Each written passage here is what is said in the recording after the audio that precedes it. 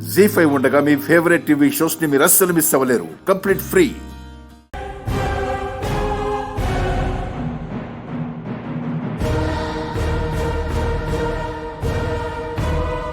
ఏయ్, ఎవరు మీరు? నన్నెందుకు చుట్టుముడుతున్నారు? మీ కాలేజీలో అంటించిన నోటీసులు చదవలేదా? ఏం నోటీస్? మోడ్రన్ డ్రెస్సులు వేసుకోకూడదని, అది మన సంస్కృతి విరుద్ధమని, ఇది భారతదేశం, పద్ధతి గల బట్టలు వేసుకోవాలని తెలీదా నీకు? అది అడగడానికి మీరెవరు? ఈ డ్రెస్ వేసుకునే స్వతంత్రం నాకుంది. ఏంటి ఎదిరించి మాట్లాడుతున్నావు? నీలాంటి దానికి మాటలతో చెప్తే అర్థం కాదు. పట్టుకుంటారు దాన్ని. సరే,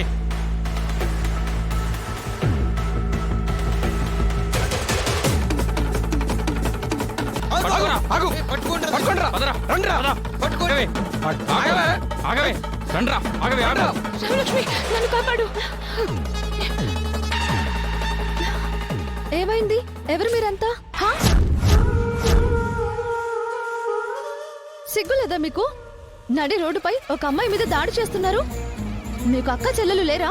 మాకు అక్క చెల్లెలు ఉన్నారు, కానీ వాళ్ళు నీ ఫ్రెండ్ లాగా సిగ్గు లేకుండా ఇలాంటి డ్రెస్సులు వేసుకుని తిరగరు. దేశాన్ని చెడగొట్టరు. ఇలాంటి బట్టలు వేసుకుంటే దేశం చెడిపోతుందని ఎవరన్నారు? మీలా నడి రోడ్డుపై అమ్మాయిల మీద దాడి చేయాలని చూస్తే చెడిపోతుంది. అయినా డ్రెస్సుల్లో ఏముంటుంది? మనం చూసే విధానంలో ఉంటుంది, మనం ప్రవర్తించే ప్రవర్తనలో ఉంటుంది. మీరు తప్పు చేస్తున్నారు కాబట్టి తప్పుగా అనిపిస్తుంది. ఏంటి తప్పుగా కనిపించేది? ఎవరు ఇష్టం వచ్చిన వాళ్ళు ఇష్టం వచ్చిన బట్టలు వేసుకొని మా ఇష్టం మేము వేసుకుంటామంటే, మిమ్మల్ని ఆ బట్టల్లో చూసిన మగాళ్ళు కూడా మిమ్మల్ని ఏదైనా చేస్తాం, అది మా ఇష్టం అంటారు. అప్పుడు మీరు మనుషులు అవరు, రాక్షసులు అవుతారు. మీరు దేవతలు అవుతారా? ఆడదాన్ని చూస్తే నిండు వస్త్రాలతో దేవతను చూసినట్లు అనిపించాలి, అంతేకాని ఇలా బరి తెగించి బట్టలు విప్పేసుకొని తిరగకూడదు. ఈ మధ్యకాలంలో ఒక్కరంటే ఒక్కరు కూడా దేవతలు కనిపించట్లేదు, అందుకే రాక్షసులు తయారవుతున్నారు. రాక్షసులు అవడం అనేది మన చేతుల్లో ఉంటుంది. మన మనసు మన ఆధీనంలో ఉంటే దేన్నైనా జయించొచ్చు. కాదని రాక్షసులుగా మారితే చివరికి ఏదో ఒక దేవత చేతుల్లో అంతం అవ్వాల్సిందే.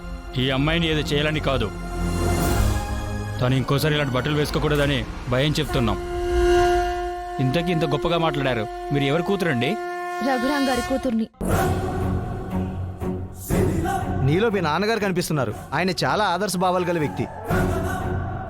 నిజం చెప్పాలంటే మనం భారతీయ సంస్కృతిని పాటించాలని మేం ప్రచారం చేస్తున్నామంటే అందుకు ఆయన కూడా ఒక కారణం. మా నాన్నని ఆదర్శంగా తీసుకునే వాళ్ళు ఇలా ఆడపిల్లలపై నడి రోడ్డు మీద చెయ్యి వేయాలని చూడరు.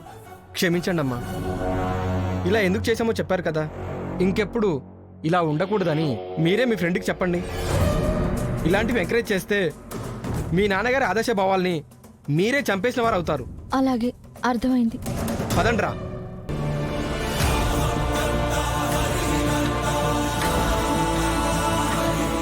భయపడకు, నేనున్నాను కదా, పద వెళ్దాం.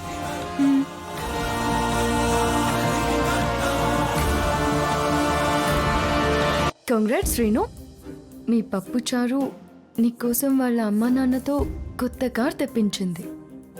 ఏంటి, కారు నా కోసమా? హా, ఇంకొక గుడ్ న్యూస్ కూడా ఉంది. మీ పెళ్ళికి ఈ రోజే ముహూర్తాలు పెట్టబోతున్నారు, అందుకే పంతులు గారిని ఇంటికి కూడా తీసుకొచ్చారు.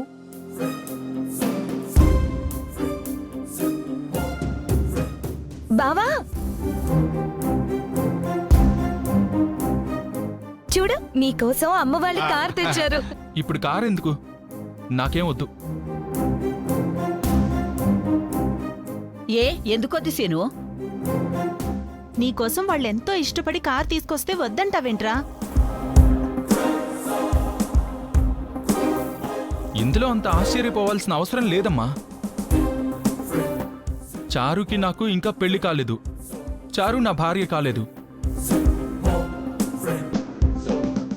ఇంతలో మీరు కార్ గిఫ్ట్ అనడం అదేం బాలేదు, నాకు నచ్చలేదమ్మా.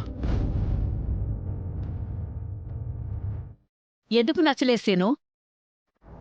నువ్వు ఒక మంచి ఉద్యోగం తెచ్చుకుని ఇలాంటి కారులో తిరగాలని ఎన్నో ఆశలు పెట్టుకుంది. అదృష్టం కలిసొచ్చి నువ్వు ఉద్యోగం సంపాదించకుండానే అందమైన భార్య, కుబేరుడు లాంటి మావయ్య, నగలు కార్లు అన్నీ కలిసొస్తుంటే వద్దంటావేంట్రా?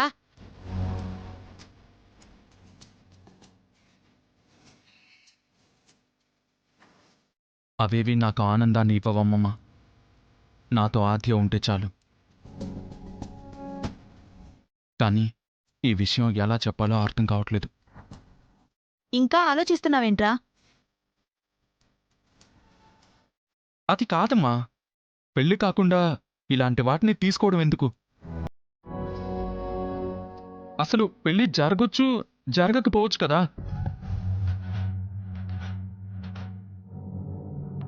అదేంట్రా అంత మాట అన్నావు? నేనేమన్నానమ్మా, పెళ్లిపీటల మీద పెళ్లిళ్ళే ఆగిపోతున్నాయి.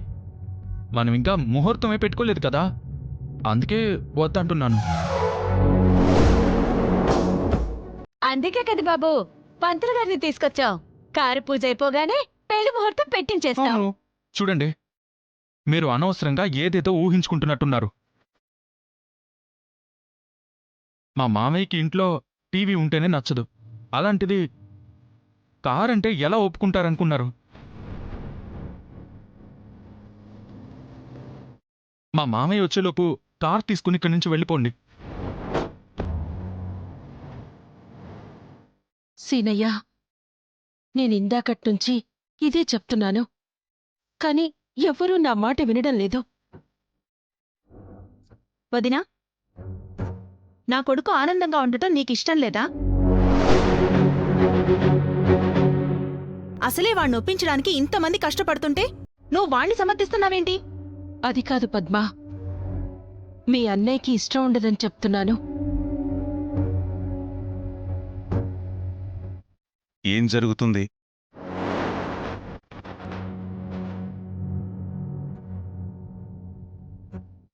జీ5 యాప్ డౌన్లోడ్ చేసి అన్ని ఎపిసోడ్స్ పూర్తి ఉచితంగా చూడండి.